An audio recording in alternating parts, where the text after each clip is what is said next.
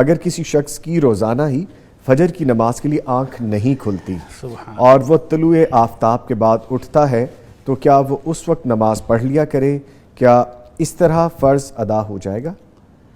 ہاں، یہ روزانہ کو روٹین اگر اس کا کوئی شرعی عذر ہو جی تو پھر اور بات ہے، اور اگر عام روٹین کی بات ہے کہ شام عشاء کے بعد گئے ہوٹلنگ کرنے، گپ شپ کی، پھرتے چلتے رہے بازاروں میں اور آ کر 2-3 بجے کے قریب سو گئے اور پھر نماز رہ گئی، تو یہ غلط ہے، ٹوٹلی غلط ہے۔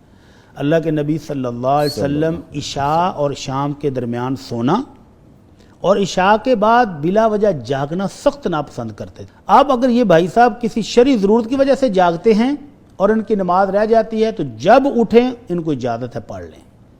اور اللہ کے نبی صلی اللہ علیہ وسلم کے دور میں ایک بڑا دلچسپ واقعہ بھی ہے۔ جی ایک صحابیہ نے شکایت لگا دی اپنے خامد کی، کہنے لگی اللہ کے رسول میرا خامد صفوان یضربنی اذا صلیت ویفطرنی اذا صمت، اللہ کے رسول میں نماز پڑھتی ہوں تو مجھے ڈانٹتا ہے، مارتا ہے، اور اگر میں روزہ رکھتی ہوں نفلی تو روزہ میرا چھڑوا دیتا ہے۔ ولا یصلی الفجر حتی تطلع الشمس، اور خود اس کی اپنی حالت یہ ہے کہ فجر کی نماز سورج نکلنے کے بعد پڑھتا ہے۔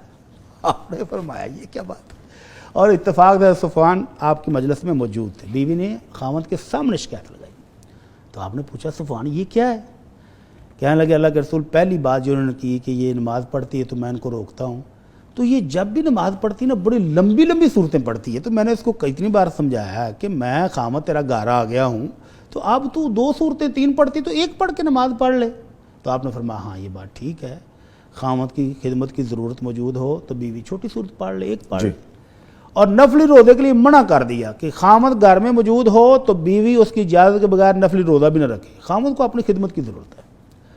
تیسری بات، روزانہ فجر کی نماز کیوں لیٹ پڑھتے ہو؟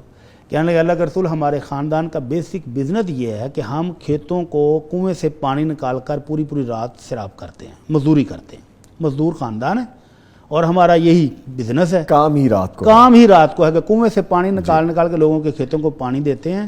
تو جب تھکے ہارے ہم گھر آتے ہیں تو تھکاوٹ اور نیند کے غلبے سے ہماری آنکھ سورج نکلنے کے بعد ہی کھلتی ہے۔ یہ عذر ہے ہمارا کہ اب روزی روٹی بھی اسی میں ہے اور صبح پھر اٹھا نہیں جاتا۔ تو آپ نے اس صحابی کو اجازت دے دی اس عذر کی بنا پر کہ جب صبح جاگ آئے نماز پڑھ لو۔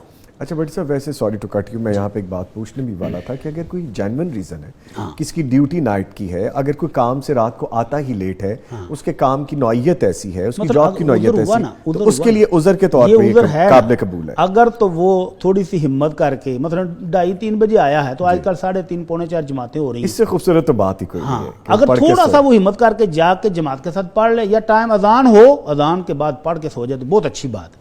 لیکن اگر نیند غالب آ رہی ہے، اس کے بیٹھنا جانا مشکل ہو رہا ہے، تو پھر تو اس کو اجازت کی بلکہ حکم ہے کہ وہ پہلے سوئے اور نیند پوری کر کے اٹھ کے نماز پڑھ لے۔ ٹھیک ہے۔